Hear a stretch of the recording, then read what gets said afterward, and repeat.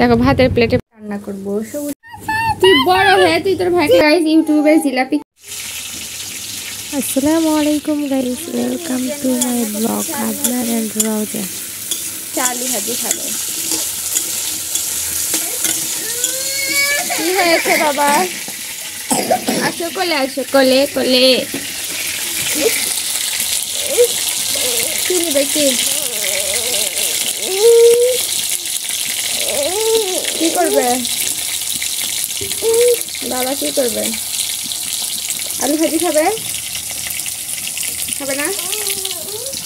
কি খাবে? সকাল সকাল মেয়ের জন্য এই দেখো আলু ভাজা আর ভাত, এতটুকু ভাত। দেখো একবার সাইজটা দেখো ভাতের, দেখলে কান্না রাগ হবে বলো। ও খেতে চায় না, নাও খেয়ে নাও। পা দিচ্ছে, কেমন দুষ্টু। উঠো উঠো বাবা, অসুস্থ তো, জেদ বেশি করতে আসে সেজন্য। রান্না করবো সবুজ শাক। সবুজ শাকগুলো ধুয়ে নিয়েছি। এখন এই যে এখানে রসুন, রসুন পেঁয়াজ আর মরিচ। আমরা একটু ঝাল কম খাই। তেল গরম করতে দিছি অলরেডি। এখন এগুলো সব ভেজে নেব। তেল গরম হয়ে গেছে, দিয়ে দিলাম।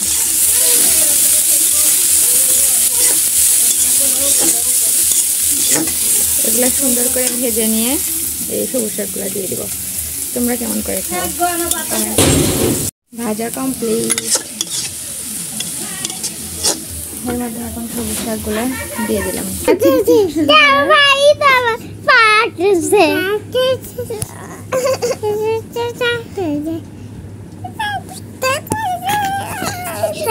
এরকম দুষ্টু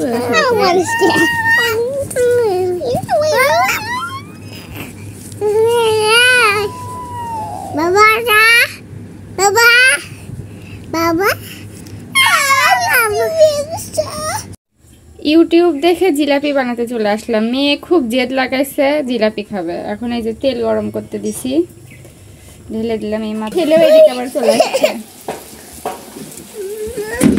টিকটি করে ফুলে উঠতেছে। একটা আসছে কেমন জিলাপি বানাই। আমি তো পাচ্ছি না রে মা। ওরে বাবা, মাই পাচ্ছে না, আমার মেয়ে করতে আসছে গাইস। চুলার পাশের কাছে কোনো ইয়ার্কি করা যাবে না। এখানে অল্প একটু চিনি শিরা করে রাখছি, ও খুব গরম। আর এখানে আমি এই যে ব্যাটারটা গুলে রাখছি। দেখো গাইস কেমন হয়, বাকিটা ইতিহাস।